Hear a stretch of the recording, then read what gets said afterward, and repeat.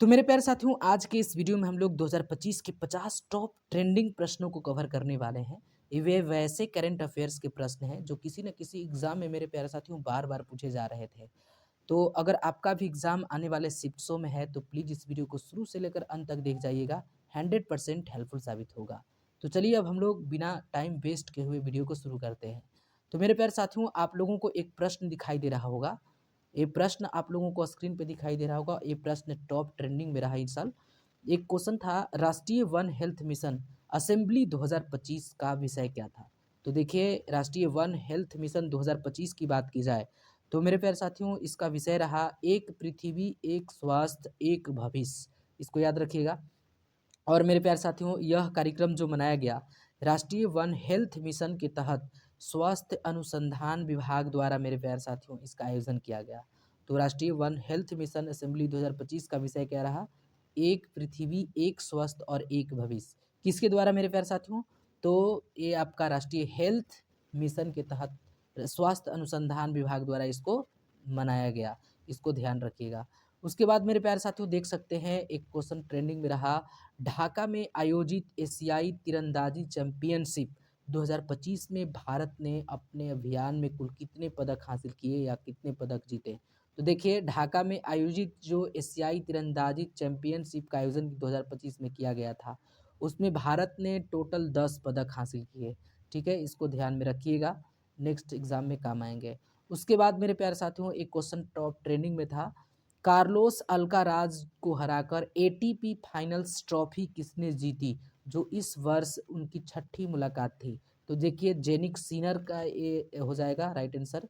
Genic सीनर, जी हाँ, genic सीनर जो हैं कार्लोस अल्काराज को हराई हैं और एटीपी फाइनल्स ट्रॉफी जीती हैं, जो इस बार उनकी छठी मुलाकात थी। किनका किनका?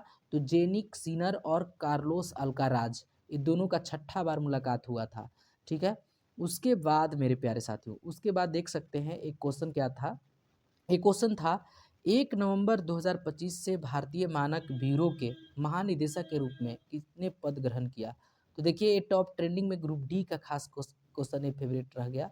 ठीक है, इन्हें 4-5 शिफ्ट से आते रहा। तो संजय गर्ग इसका राइट आंसर हो जाएगा, संजय गर्ग। जी हाँ, संजय गर्ग। आप लोगों को पता होगा, भारतीय मानक ब्यूरो भारत का राष्ट्रीय मानक निकाय है जो उपभोक्ता मामले, खाद्य और सार्वजनिक वितरण प्रणाली के तहत काम करती है। तो मेरे प्यारे साथियों, मानक ब्यूरो के जो अध्यक्ष बनाए गए वो संजय गर्ग को बनाया गया। इसको ध्यान रखिएगा। ये टॉप न्यू क्वेश्चंस मेरे प्यारे साथियों, बिल्कुल लेटेस्ट क्वेश्चन पूछे जा रहे थे ग्रुप टी में।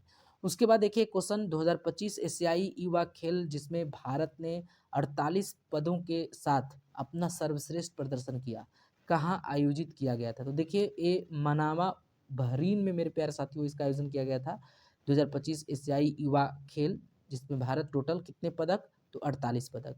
और मेरे प्यारे साथियों, आपको पता होना चाहिए कि 2025 एशियाई युवा खेलों की मेज़बानी कौन कर रहा था? तो बहरीन कर रहा था। और बहरीन की राजधानी कहाँ? तो मनामा में इसका आयोजन किया जा रहा था। भारत ने टोटल मेरे प्यारे साथियों 48 पदक जीते, जिसमें से 13 स्वर्ण, 18 रजत और 17 जो मेरे प्यारे साथियों वो कांस्य पदक जीते गए। तो इसको ध्यान रखिएगा, कांस्य पदक भी 17 जीते गए। उसके बाद मेरे प्यारे साथियों, नेक्स्ट क्वेश्चन की बात की जाए तो देखिए, क्वेश्चन, इन वार मिसाइल हाल ही में खबरों में रही, यह किस प्रकार की मिसाइल है? तो ये टैंक रोधी मिसाइल है। जी हाँ, टैंक रोधी मिसाइल है। अब किनके बीच ये डील हुआ, ये भी आपको याद रखना होगा। तो आपको पता होना चाहिए कि रक्षा मंत्रालय और डायनेमिक्स लिमिटेड ने इसको क्या किया है? तो मेरे प्यारे साथियों, रक्षा मंत्रालय और डायनेमिक्स लिमिटेड ने इन भारत टैंकी रोधी मिसाइल की खरीद के लिए अनुबंध पर हस्ताक्षर की है। तो कौन कौन? तो इन बार के लिए रक्षा मंत्रालय और डायनेमिक्स लिमिटेड, जो कि रक्षा अनुसंधान के साथ मेरे प्यारे साथियों ये डील हुआ है। उसके बाद देख सकते हैं, एक क्वेश्चन की बात करें तो एक क्वेश्चन मेरे प्यारे साथियों आप लोगों को दिखाई दे रहा होगा। एक क्वेश्चन ट्रेंड में था, भारतीय संविधान के किस अनुच्छेद के तहत सर्वोच्च न्यायालय ने जिला न्यायाधीशों के रूप में सीधी भर्ती के लिए पात्रता संबंध में अपना फैसला सुनाया? तो आप लोगों को पता होगा कि सुप्रीम कोर्ट के अधिवक्ता के रूप में मेरे प्यारे साथियों अगर कोई व्यक्ति 7 साल पूर्व अनुभव रखने वाला अगर कोई अधिकारी होगा तो अनुच्छेद 233 को हवाला देकर मेरे प्यारे साथियों वो सीधी भर्ती में यानी न्यायाधीशों के जिला न्यायाधीशों के सीधी भर्ती में वो शामिल हो सकता है, वो पद उसके पात्र हो सकते हैं। तो ये 233 अनुच्छेद के तहत ऐसा सुप्रीम कोर्ट का फैसला था कि 7 वर्ष से अनुभव अगर रख रहे हैं कोई, अगर किसी अधिवक्ता है तो जिला न्यायाधीश के रूप में सीधी भर्ती में वो पार्टिसिपेट कर सकते हैं। उसके बाद मेरे प्यारे साथियों आप लोग देख सकते हैं, एक क्वेश्चन आप लोगों को दिखाई दे रहा होगा, कौन सी फिल्म 70वें फिल्म फेयर अवार्ड 2025 में सर्वश्रेष्ठ फिल्म और सर्वश्रेष्ठ निर्देशक सहित 13 पुरस्कार जीते? तो लापता लेडीज हो जाएगा। टोटल 13 पुरस्कार जीते लापता लेडीज, जो कि 70वें फिल्म फेयर अवार्ड में इसका सर्वश्रेष्ठ प्रदर्शन रहा। अब इसके बारे में आपको इसका निर्देशक और इसके जो मुख्य भूमिका में नायिका और नायक होते हैं उसको भी ध्यान रखना होता है, ठीक है। तो इसको निर्देशक मेरे प्यारे साथियों किरण राव को याद रखिएगा, और नायिका निताशा गोयल और प्रतिभा रांटा, ये दोनों को याद रखिएगा। और मुख्य नायक के रूप में मेरे प्यारे साथियों स्पर्श श्रीवास्तव को याद रखिएगा, ठीक है। तो निर्देशक किरण राव और नायिका नितांशी गोयल और प्रतिभा रांटा, और मुख्य जो नायक है वो स्पर्श श्रीवास्तव। मेरे प्यारे साथियों कहानी बहुत मज़ेदार है। नायिका जो नितांशी गोयल हैं और प्रतिभा रांटा है, ये दोनों नव विवाहित जोड़े होते हैं, नई नई नई कन्या होती हैं और ये दोनों का हेरा फेरी हो जाता है, ठीक है। तो बहुत अच्छा मूवी है, आप देख सकते हैं इसको। उसके बाद मेरे प्यारे साथियों, उसके बाद देखिए एक क्वेश्चन, 2 अक्टूबर 2025 को 100 वर्ष की आयु में किस प्रमुख स्वतंत्रता सेनानी, गांधीवादी और समाजवादी का निधन हो गया, जिन्हें समाजवादियों के संत के नाम से जाना जाता था? तो ये डॉक्टर जीजी पारिख इनका नाम था। मेरे प्यारे साथियों डॉक्टर जीजी पारिख का जन्म 1924 में गुजरात के सुरेंद्र नगर में हुआ था, आपको याद रखना है। और आपको पता है, बताइए तो लेनिन का मृत्यु कब हुआ था? तो 1924 में हुआ था और उस समय इनका जन्म हुआ था, ठीक है। तो याद रखिएगा। और ये भारत छोड़ो आंदोलन के समय मेरे प्यारे साथियों जेल भी गए थे और 100 वर्ष की उम्र में इनका निधन हुआ है। एक क्वेश्चन टॉप ट्रेंड। उसके बाद देखिए मेरे प्यारे साथियों, एक क्वेश्चन क्या था, 2025 विश्व पैरा एथलेटिक्स चैंपियनशिप में भारत ने कुल कितने पदक हासिल किए? तो ये 22 पदक याद रखिएगा कि विश्व पैरा एथलेटिक्स 2025 की बात की जाए तो विश्व पैरा एथलेटिक्स चैंपियनशिप में भारत कुल 22 पदक को हासिल किया है, जिसका आयोजन मेरे प्यारे साथियों 27 सितंबर से 5 अक्टूबर 2025 तक नई दिल्ली में इसका आयोजन किया गया, ठीक है। तो लेटेस्ट क्वेश्चन पूछे जा रहे थे, खास करके रेलवे ग्रुप डी की बात करें, जिसमें मेरे प्यारे साथियों इसमें 6 जो है भारत ने 6 स्वर्ण पदक हासिल किए थे। कितने? स्वर्ण पदक 6 और 9 रजत और 7 कांस्य पदक, इसको भी ध्यान रखिएगा। उसके बाद एक क्वेश्चन पूछा था 2025 में अंतर्राष्ट्रीय अभिधम दिवस कहाँ मनाया गया? तो देखिए ग्रेटर नोएडा में मनाया गया था। 2025 में अंतर्राष्ट्रीय अभिधम दिवस कहाँ मनाया गया? तो ग्रेटर नोएडा में मनाया गया। ग्रेटर नोएडा इसका राइट आंसर हो जाएगा। और उसके बाद आपको याद रखना है कि शारदा पूर्णिमा के दिन मेरे प्यारे साथ 6 से 7 अक्टूबर 2025 के दिन मेरे प्यारे साथियों इसका आयोजन किया गया था। और गौतम बुद्ध विश्वविद्यालय ग्रेटर नोएडा में इसका आयोजन हुआ था, ये याद रखिएगा। उसके बाद एक क्वेश्चन टॉप ट्रेंडिंग में देखिए आप लोग को ये भी देखने के लिए मिलेगा कि 2025 में 25वां संघाई सहयोग संगठन शिखर सम्मेलन कहाँ आयोजित किया गया? तो ये तियानजिन चीन में इसका आयोजन किया गया, मोदी जी भी शामिल थे, तियानजिन चीन, ठीक है। उसके बाद मेरे प्यारे साथियों देखिए नेक्स्ट क्वेश्चन की बात करें तो एक क्वेश्चन आप लोगों को दिखाई दे रहा होगा, वैश्विक नवाचार सूचकांक 2025 में भारत का रैंक क्या रहा? तो 38 रहा। वैश्विक नवाचार सूचकांक में भारत का रैंक कितना रहा? तो मेरे प्यारे साथियों 38वां रहा, इसको ध्यान रखिएगा। उसके बाद देखिए क्वेश्चन आप लोगों को दिखाई दे रहा होगा, भारत के चीता पुनर्वास कार्यक्रम प्रोजेक्ट चीता के तहत वयस्कता तक पहुंचने वाला भारत में जन्मा पहला मेरे प्यारे साथियों चीता का नाम पूछा था, तो ये मुखी इसका राइट आंसर हो जाता, मुखी, ठीक है। अब कूनो नेशनल पार्क राष्ट्रीय उद्यान में मेरे प्यारे साथियों ये चीता का जन्म हुआ था। तो कूनो राष्ट्रीय उद्यान आप कहाँ में है बता दीजिएगा कमेंट्स करके, ठीक है।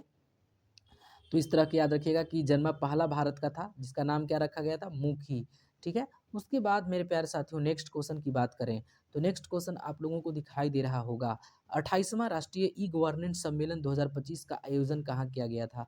तो ये विशाखापट्टनम में किया गया था मेरे प्यारे साथियों। विषय इसका थीम भी याद रखना है, विकसित भारत, सिविल सेवा और डिजिटल परिवर्तन, ये इसके विषय रहे हैं। विशाखापट्टनम में इसका आयोजन किया गया था। 28वां राष्ट्रीय ई गवर्नेंस सम्मेलन था 2025 का, ठीक है, इसको भी ध्यान रखिएगा, ठीक है। उसके बाद मेरे प्यारे साथियों नेक्स्ट क्वेश्चन की बात करें तो एक क्वेश्चन था, ऋषभ यादव ने विश्व शिखर सम्मेलन 2025 में भारत का पहला व्यक्तिगत पदक जीता, ऋषभ यादव का कौन सा खेल से संबंध है? तो मेरे प्यारे साथियों ये पूछा गया था। तो भारत का पहला व्यक्तिगत पदक जीता ऋषभ यादव ने, तो इसका इनका संबंध जो था वो तीरंदाजी से था, ठीक है, तीरंदाजी याद रखिएगा, तीरंदाजी, ठीक है। उसके बाद नेक्स्ट क्वेश्चन की बात करें तो एक क्वेश्चन आप लोग याद रखिएगा, 15 अगस्त 2025 को प्रधानमंत्री नरेंद्र मोदी का स्वतंत्रता दिवस भाषण कितने समय तक चला था?